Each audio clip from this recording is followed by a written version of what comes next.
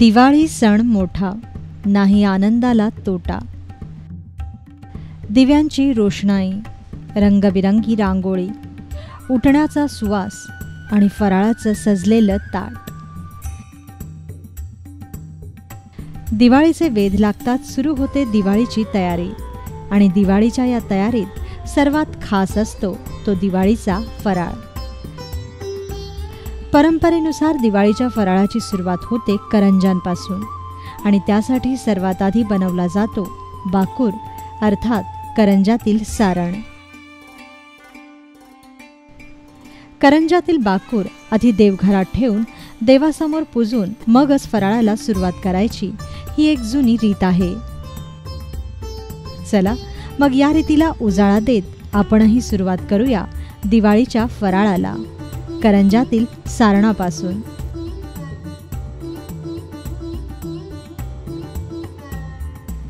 आज बनवूया करंज्यातील सारण.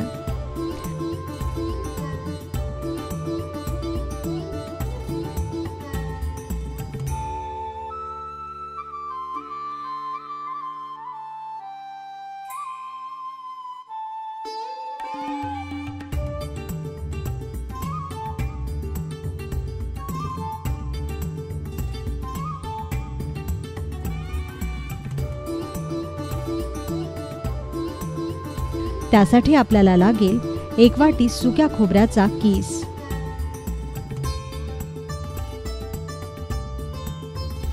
अर्धी वाटी रवा,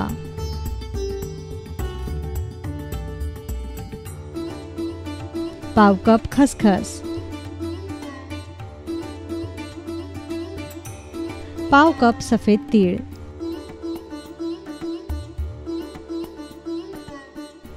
आवडीप्रमाणे मनुके, आवडीप्रमाणे चारोळी,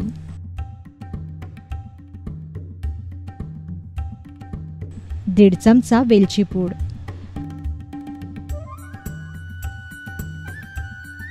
दोन कप पिठी साखर,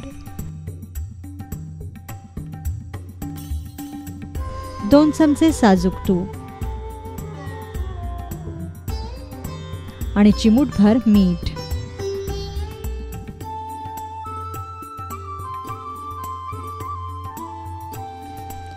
सारणासाठी आपण खोबऱ्याचा सफेद किसच वापरणार आहोत. तापलेला एका पसरट पॅन किंवा कढईत सर्वप्रथम हा खोबऱ्याचा किस भाजून घ्या. हाताला चटका लागेपर्यंतच हा किस आपल्याला भाजायचा आहे.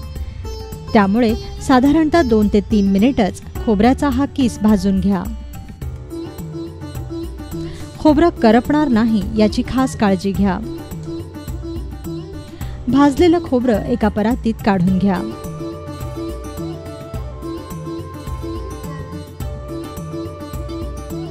आता ह्याच पॅनमध्ये 2 चमचे साजूक तूप घाला आणि या तुपावर रवा भाजून घ्या. रवा भाजताना पुन्हा तीच काळजी घ्या.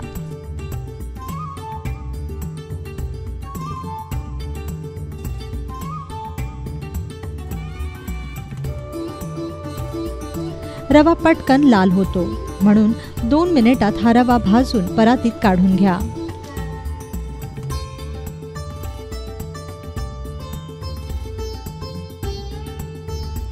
यानंतर खसखसही अशा प्रकारे भाजून घ्या.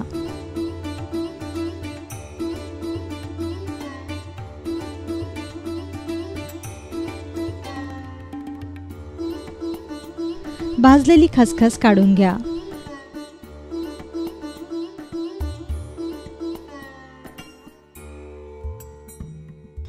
आता मनुके व बेदाणे फक्त गरम करून घ्या आणि परातीत काढा.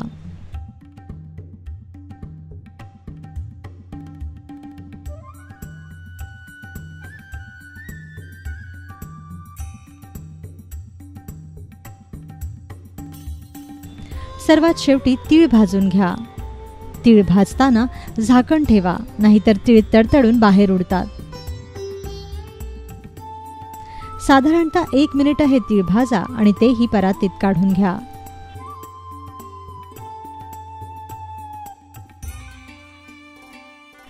आता परातीत काढलेल्या भाजणीवर पिठी साखर घाला.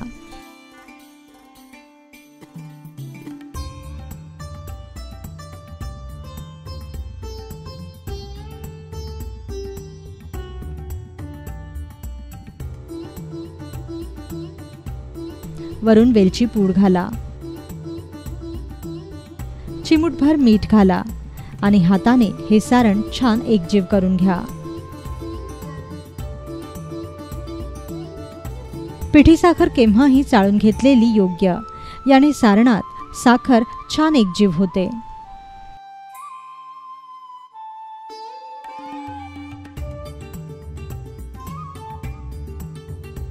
तयार झालं करंज्यातलं सारण.